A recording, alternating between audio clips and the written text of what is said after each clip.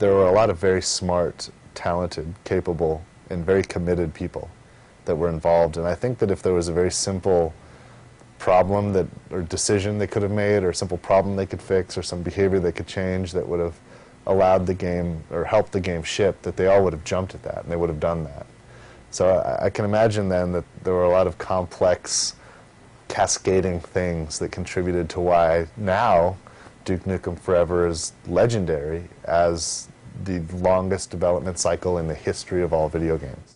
I got into level design with Duke 3D when I was in 6th grade. So I'm a Duke fan. I remember looking at a magazine, looking at screenshots of Duke Nukem Forever and thinking, wow, I have to pre-order this game because it's amazing, you know, and all these years, and I mean, I've been on that ride as same as anybody else. For me, from my perspective, you know, I'm lucky that I actually enjoy working on the game and doing this stuff. So it wasn't so painful for it being a 10-year project because I was always doing new things, always getting new tech and things like that, so I enjoyed it. Everybody that was working on the project were all huge fans of Duke, and so we're all really passionate about what we're doing. So, you know, we're all going the extra mile just because we were doing what we loved. It was kind of this more of a circle where by the time we got some of these levels far enough along that we really liked them, we'd come back to the other ones that we'd worked on earlier, and enough had changed on the gameplay side of things, or another game had come out, and so the standards had changed, and so that original level that was really good a year and a half ago didn't really stand up as much anymore, and we wanted to go back and revisit it.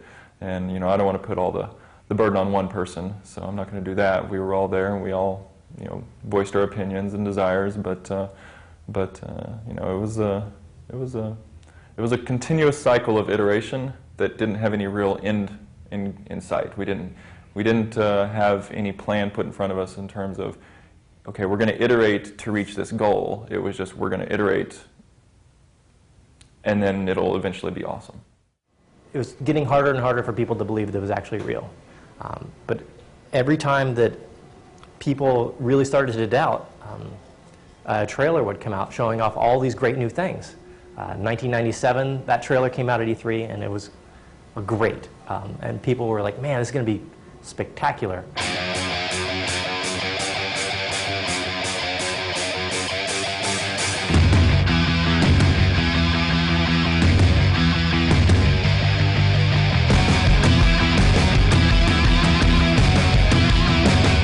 There was no such thing as a milestone delivery. You know, it was just make it cool, make it awesome. And the funny thing about making cool and awesome things is you can always make it more cool and more awesome. And you'll find that the time just tends to fly by when you're doing that.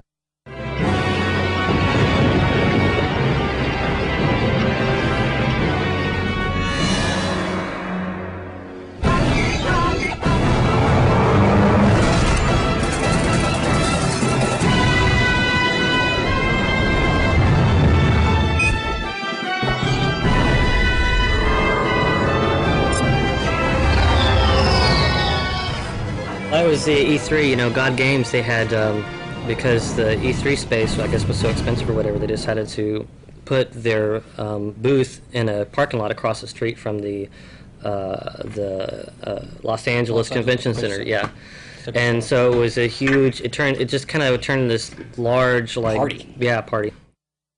I was just as apprehensive about it in 2005 as anybody would be today. Yeah. About the project then was as controversial and as long in the tooth as any.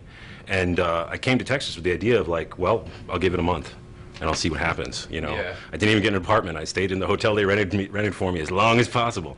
But within a day, I was in the offices, I'd met everybody, I really liked everybody, and I got to sit down and see the game, and I was really impressed. And that's what made me realize it was like, well, all this secondhand, you know, public postulating about how it is, it's not accurate at all. Yeah, it doesn't really relate to the same game. Yeah, it's almost yeah. like there's two separate games. There's the people that were expecting the game to be, and what they think is going on, and then you get there and you see, oh, this is an actual legitimate game. It's fun to play, and all these things. They were like two separate things. I realized that Duke Nukem was a big hit and a pop culture icon when I started getting these calls from convention coordinators who wanted me to come be a guest. And why would you want me to be a guest at your convention? Well, you're the voice of Duke Nukem.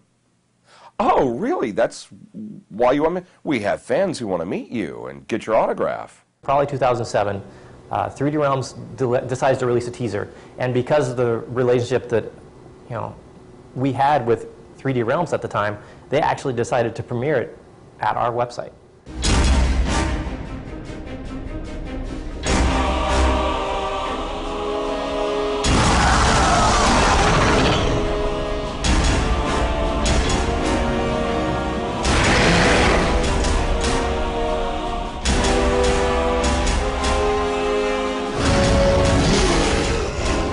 This is a website I had been running for a long time, and we had scaled up quite a bit, and we had not had problems with traffic in years, and we've been featured on CNN and all these kind of major things, and we've always handled no problem. We put out a trailer, though, for that game, even though it's honestly just brief half-second glimpses of just a few things, and the whole thing came down. It looked great, and it didn't come out.